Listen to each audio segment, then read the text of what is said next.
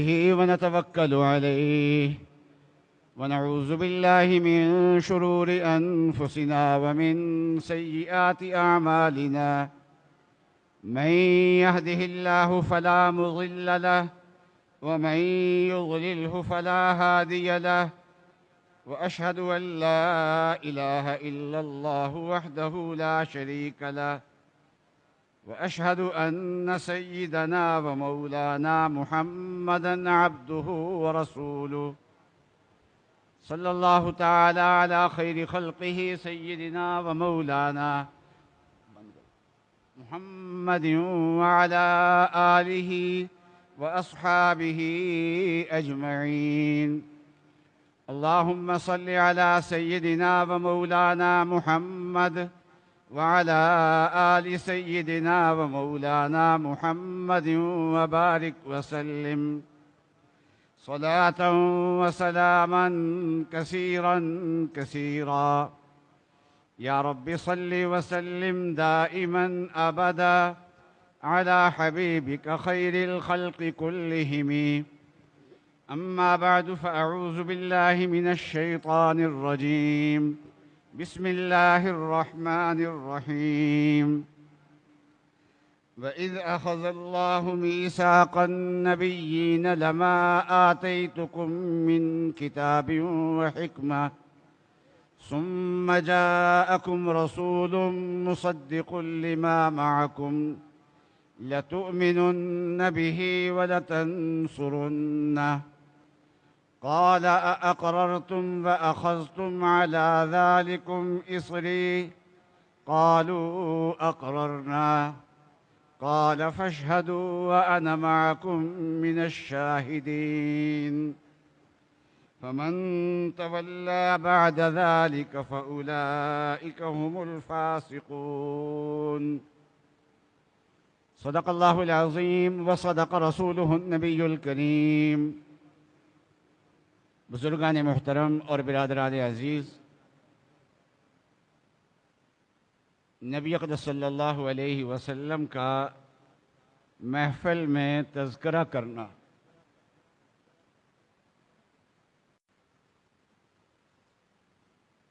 اور آپ کے حالات زندگی کو بیان کرنا، آپ کے کمالات کو بیان کرنا، آپ کی سنتوں کو بیان کرنا، یہ اہم ترین عبادت ہے. اہم ترین عبادت بھی ہے اور محبوب ترین عبادت بھی ہے. اس لیے کہ جس سے محبت ہوتی ہے اس کے تذکرے سے بھی محبت ہوتی ہے. نبی اقدس صلی اللہ علیہ وسلم کا ذکر مبارک یہ صرف دین نہیں بلکہ سارے دین کی بنیاد ہے. اس لیے کہ دین کس چیز کا نام ہے؟ جو چیز نبی اقدس صلی اللہ علیہ وسلم لے کے آئے، اور آن حضرت صلی اللہ علیہ وسلم نے جو عمل کیا، آن حضرت صلی اللہ علیہ وسلم نے جو ارشادات فرمائے، آن حضرت صلی اللہ علیہ وسلم نے زندگی کے جو طریقے اختیار کیے، اسی کا نام دین ہے. تو یوں کہیے کہ دین کا اہم ترین حصہ نبی اقدس صلی اللہ علیہ وسلم کا ذکر شریف ہے، آپ کا تذکرہ کرنا ہے. تو نبی اقدس صلی اللہ علیہ وسلم کی ذکر مبارک کی محفل منعقد ہوتی رہتی ہیں. کچھ لوگ اس کو محفل میلاد کہہ دیتے ہیں، کچھ لوگ اس کو سیرت النبی کا جلسہ کہہ دیتے ہیں. لیکن یہ ہے کہ نبی اقدس صلی اللہ علیہ وسلم کے ذکر مبارک کی محفلیں تمام مسلمانوں کے ہاں منعقد ہوتی رہتی ہیں، اور اس کے نیکی ہونے پہ کسی کو کوئی اختلاف نہیں ہے. سب سے پہلی محفل کب منعقد ہوئی نبی اقدس صلی اللہ علیہ وسلم کے ذکر مبارک کی؟ وہ نبی اقدس صلی اللہ علیہ وسلم کی ولادت سے بھی بہت پہلے ہوئی، عالم ارواح میں ہوئی ہے. جبکہ سارے انسان جو ہیں وہ ابھی عالم ارواح میں تھے، ابھی عالم دنیا میں کوئی انسان نہیں آیا تھا. اس وقت حق تعالی شانہ نے تمام انبیاء علیہم السلام کی محفل میں نبی اقدس صلی اللہ علیہ وسلم کا ذکر مبارک کیا ہے۔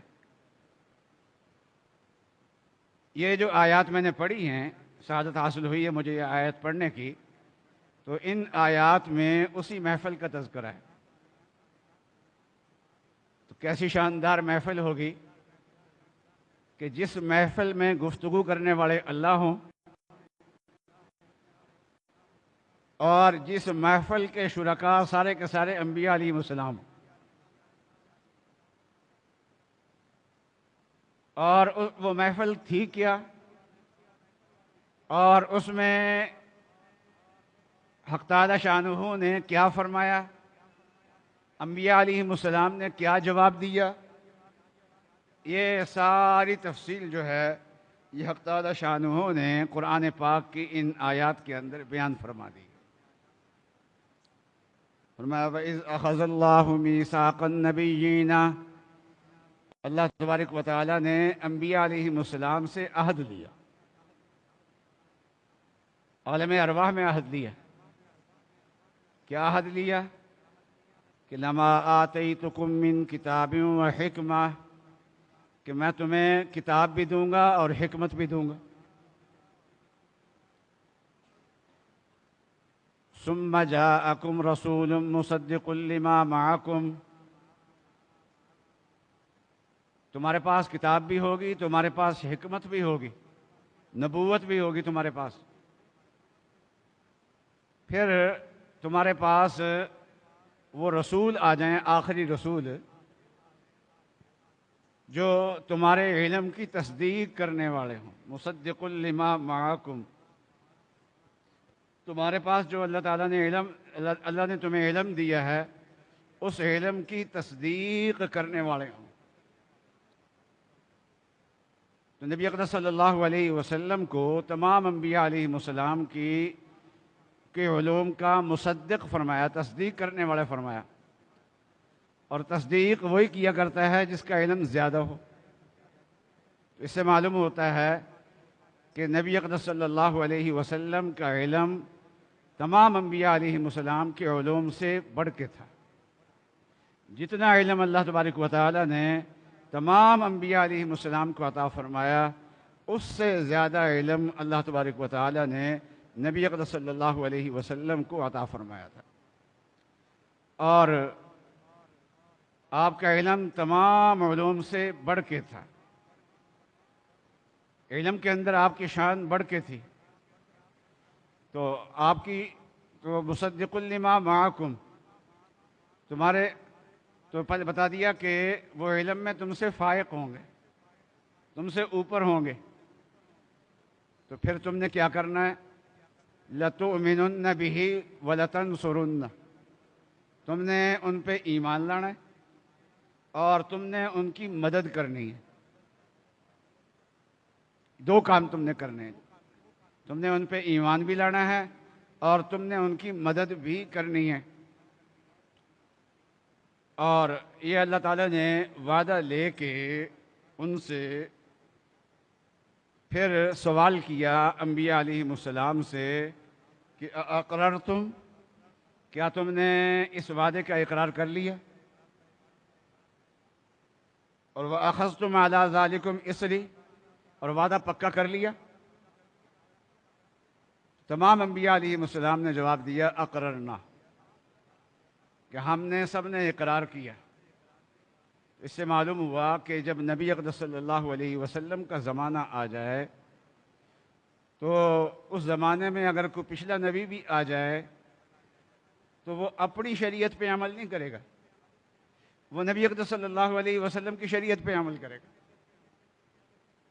حق تعالی شانہ نے انبیاء علیہ السلام سے اقرار لے کے پھر فرمایا کہ فشہدو، تم گواہ رہو اور میں بھی تمہارے اوپر گواہ ہوں۔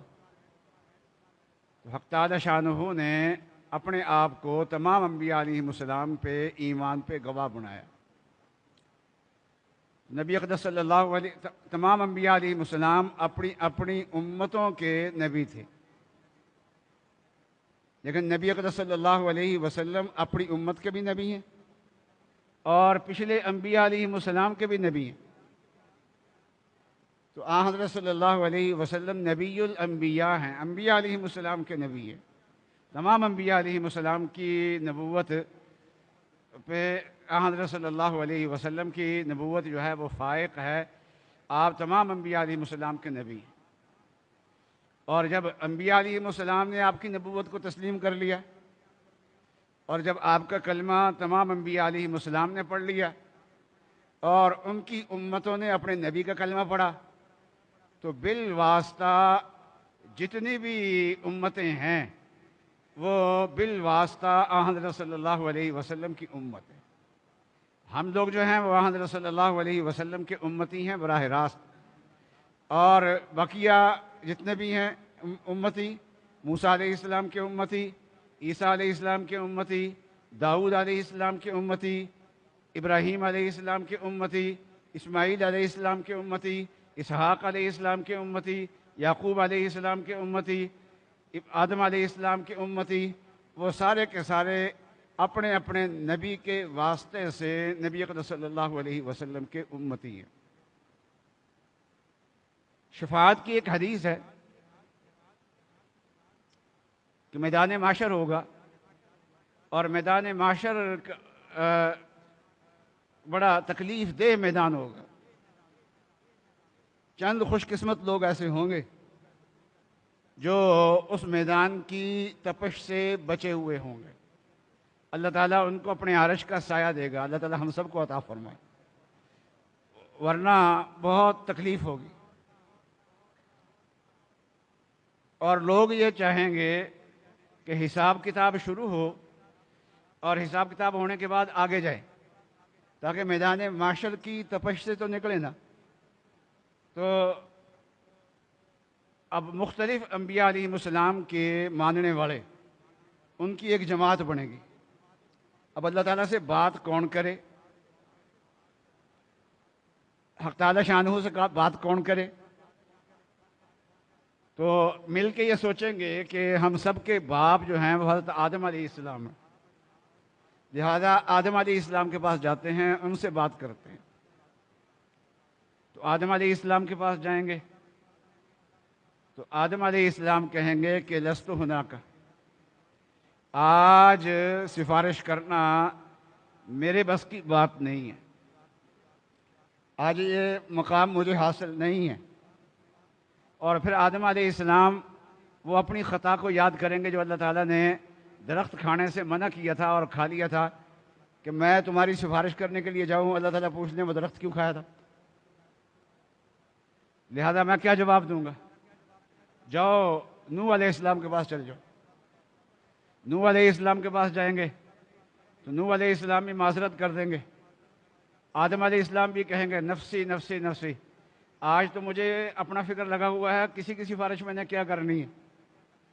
اور نوح علیہ السلام بھی یہ کہیں گے کہ آج تو مجھے اپنا فکر لگا ہوا ہے، نفسی نفسی نفسی، مجھے اپنی فکر لگا ہوا ہے، میں نے دوسروں کی سفارش کیا کرنی ہے۔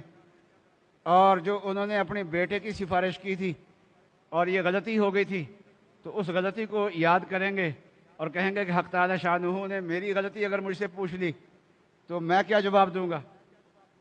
تو جاؤ ابراہیم علیہ السلام کے پاس چلے جاؤ۔ ابراہیم علیہ السلام کے پاس جائیں گے، ابراہیم علیہ السلام بھی یہی جواب دیں گے، نفسی نفسی نفسی۔ اسی طریقے سے موسیٰ علیہ السلام کے پاس جائیں گے، دوسرے انبیاء علیہ السلام کے پاس جائیں گے، سارے کے سارے یہی کہیں گے کہ نفسی نفسی نفسی، کہ آج کا دن تو ایسا اونچا بڑا ہولناک دن ہے کہ مجھے خود اپنے آپ کا فکر لگا ہوا ہے، میں تمہاری سفارش کیا کروں گا یار۔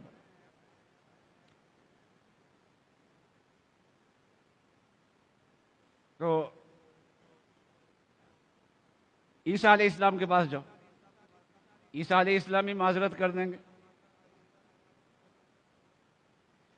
پھر عیسیٰ علیہ السلام کہیں گے کہ آج کے دن اگر کوئی سفارش کر سکتا ہے تو وہ محمد الرسول اللہ صلی اللہ علیہ وسلم کر سکتے ہیں۔ تمام انبیاء علیہ السلام کو اپنا فکر لگا ہوا ہے، لیکن آج میدان محشر میں نبی اکرم صلی اللہ علیہ وسلم کو اپنا فکر نہیں ہوگا، اس لیے کہ دنیا میں اللہ تبارک و تعالیٰ نے آپ کو مطمئن کر دیا تھا کہ آپ سے کوئی پوچھ نہیں ہوگی۔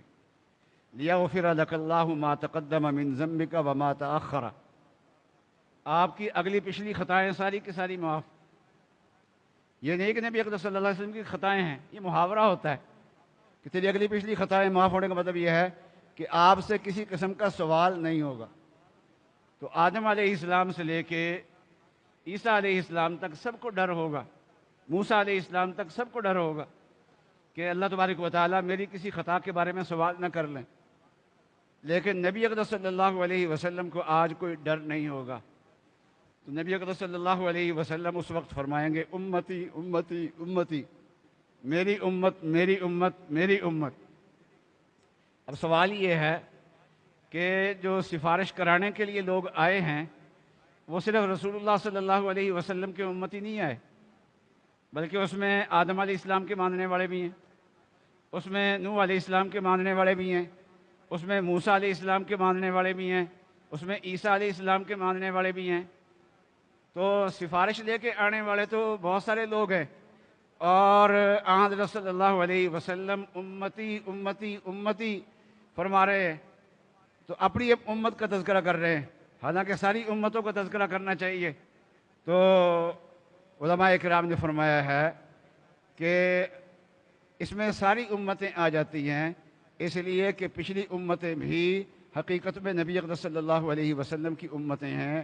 جب حضرت صلی اللہ علیہ وسلم میدان معاشر میں یہ فرمائیں گے میری امت میری امت میری امت، تو اس امت میں ہم لوگ بھی داخل ہوں گے، موسیٰ علیہ السلام کے جو ماننے والے سچے لوگ ہیں وہ بھی اس میں داخل ہوں گے، عیسیٰ علیہ السلام کے ماننے والے سچے لوگ جو ہیں وہ بھی اس میں داخل ہوں گے۔ ایک زمانہ تھا نا موسیٰ علیہ السلام کے ماننے والے سچے کہلاتے تھے، عیسیٰ علیہ السلام کے ماننے والے سچے کہلاتے تھے، نوح علیہ السلام کے ماننے والے۔ آج کے عیسائی جو ہے وہ عیسیٰ علیہ السلام کے ماننے کا دعویٰ تو کرتے ہیں، لیکن عیسیٰ علیہ السلام کے ماننے میں وہ سچے نہیں ہیں۔ تو میں عرض کر رہا تھا کہ انبیاء علیہ السلام اللہ تبارک و تعالیٰ نے نبی اکرم صلی اللہ علیہ وسلم کا ذکر مبارک سب سے پہلے کیا ہے، اور یہ سب سے پہلی یوں کہیے کہ محفل میلاد ہے جس میں ذکر کرنے والے حضرت صلی اللہ علیہ وسلم کا اللہ تبارک و تعالیٰ ہیں، اور جس محفل میں ذکر کیا جا رہا ہے وہ انبیاء علیہ السلام کی محفل ہے۔ چنانچہ انبیاء علیہ السلام کا یہ عہد جو اللہ تعالیٰ نے ان سے لیا تھا، یہ عہد پورا بھی ہوا۔ آپ انبیاء علیہ السلام نبی اکرم صلی اللہ علیہ وسلم جب اللہ کے سامنے اقرار کر لیا تو ایمان تو اسی وقت لے آئے۔ تو انبیاء علیہ السلام صرف ایمان نہیں لائے، بلکہ انبیاء علیہ السلام نے زندگی میں ایک بار نبی اکرم صلی اللہ علیہ وسلم کی شریعت پہ عمل بھی کیا ہے۔ ایمان تو اسی وقت لے آیا نا جب اللہ میاں نے کہہ دیا کہ جب میرے پیغمبر آئیں تو تم نے ان پہ ایمان لانا ہے اور تم نے ان کی مدد کرنی ہے۔ تو ایمان تو اسی وقت ہو گیا ان کا نبی اکرم صلی اللہ علیہ وسلم پہ، اور وہ آپ کے امتی اسی وقت بن گئے۔ لیکن زندگی میں ایک بار نبی اکرم صلی اللہ علیہ وسلم کی شریعت پہ عمل بھی کیا، یوں اس عمل کے ذریعے سے گویا نبی اکرم صلی اللہ علیہ وسلم کی نصرت بھی کی ہے اور مدد بھی کی ہے۔ وہ آپ کی شریعت پہ عمل کب کیا؟ جب رسول اللہ صلی اللہ علیہ وسلم معراج پہ تشریف لے جا رہے تھے تو معراج کا پہلا پڑاؤ جو تھا حضرت صلی اللہ علیہ وسلم کا وہ مسجد اقصی تھی۔ تو مسجد اقصی میں تمام انبیاء علیہ السلام جمع ہوئے تھے، اور وہاں نماز پڑھی گئی، اور نماز پڑھانے والے کون تھے؟ سرکار دو عالم صلی اللہ علیہ وسلم نماز پڑھانے والے تھے۔ تو حضرت صلی اللہ علیہ وسلم نے جب نماز پڑھائی ہوگی آدم علیہ السلام کے طریقے کے مطابق پڑھائی ہوگی، نوح علیہ السلام کے طریقے کے مطابق پڑھائی ہوگی، ابراہیم علیہ السلام کے طریقے کے مطابق پڑھائی ہوگی؟ نہیں۔ نبی اکرم صلی اللہ علیہ وسلم نے جو نماز پڑھائی ہوگی وہ اپنی شریعت کے مطابق پڑھائی ہوگی، اور انبیاء علیہ السلام نے جو اقتداء کی ہے وہ نبی اکرم صلی اللہ علیہ وسلم کی اقتداء میں جیسے آپ نے نماز پڑھی ہے ویسے ہی انبیاء علیہ السلام نے پیچھے نماز پڑھی۔ تو یوں کہیے کہ ایک موقع پہ انبیاء علیہ السلام نے نبی اقدس صلی اللہ علیہ وسلم کی شریعت پہ عمل کیا۔ تو میں عرض کر رہا تھا کہ زندگی میں نبی اقدس صلی اللہ علیہ وسلم کا ذکر مبارک، آپ کا ذکر شریف، یہ ہماری زندگی کی سب سے زیادہ ضرورت ہے۔ ہمارے بڑوں کو بھی ضرورت ہے، ہمارے زندگی کے ہر طبقے کو ضرورت ہے، اس لیے کہ اللہ تبارک و تعالیٰ کے نظر میں وہی عمل پسندیدہ ہے جو نبی اقدس صلی اللہ علیہ وسلم کی اتباع میں، اور آن صلی اللہ علیہ وسلم کی اتباع سے ہٹ کے کوئی پیغمبر اپنی شریعت پہ عمل کر لے آن صلی اللہ علیہ وسلم کے زمانے میں تو اللہ کی بارگاہ میں وہ عمل قبول نہیں ہوگا۔ ایک صحابی تھے، آن صلی اللہ علیہ وسلم کے پاس تورات لے کے آ گئے، حضرت عمر رضی اللہ تعالیٰ عنہ، اور اس تورات میں کچھ اچھی باتیں بھی تھیں اور نبی اقدس صلی اللہ علیہ وسلم کی علامات بھی تھیں، اس لیے آن صلی اللہ علیہ وسلم کے پاس لا کے اس تورات کو پڑھنا شروع کیا۔ آن صلی اللہ علیہ وسلم پہ ناگواری کے اثرات آئے، اور لیکن حضرت عمر کی توجہ جو تھی نا وہ تو کتاب کی طرف تھی، آن صلی اللہ علیہ وسلم کے چہرے کی طرف توجہ نہیں تھی۔ حضرت ابوبکر صدیق آن صلی اللہ علیہ وسلم کے چہرے کو دیکھ رہے تھے تو حضرت عمر کو ٹوکا، دیکھتے نہیں حضور صلی اللہ علیہ وسلم کے چہرے کو۔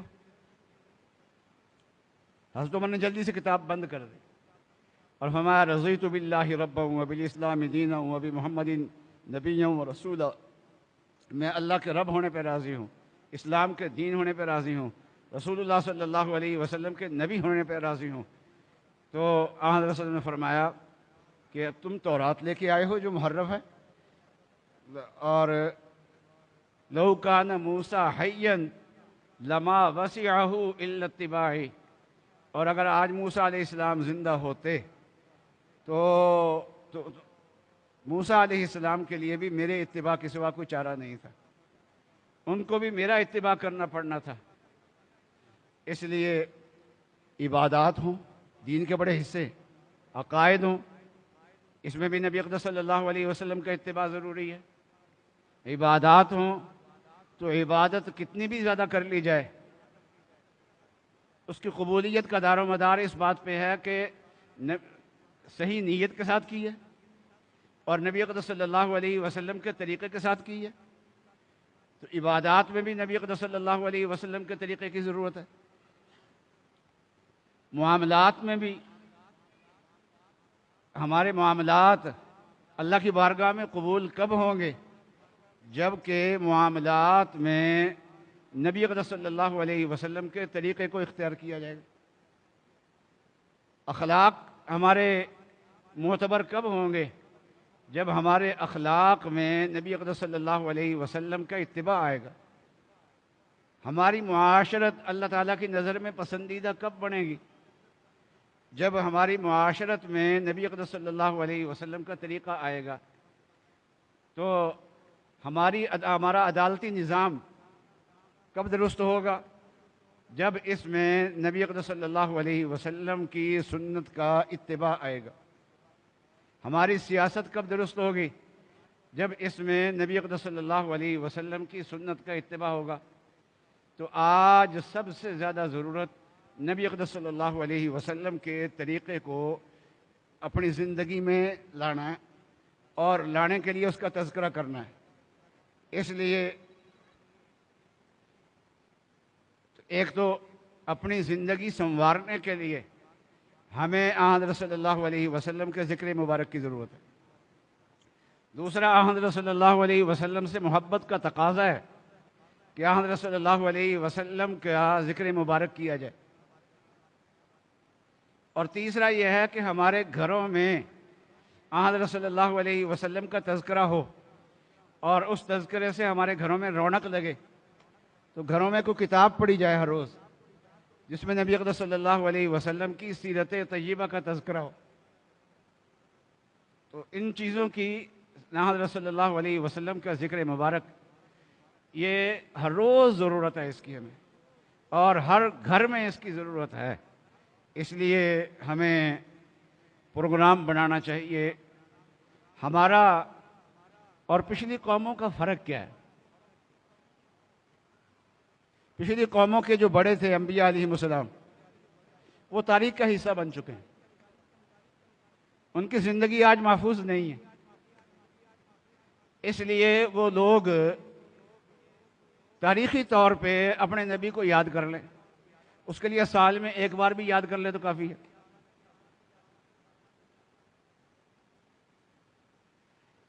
لیکن ہم جس نبی کا نام لینے والے ہیں، جن کا کلمہ پڑھنے والے ہیں، ان کی سیرت کا ایک ایک جز محفوظ ہے.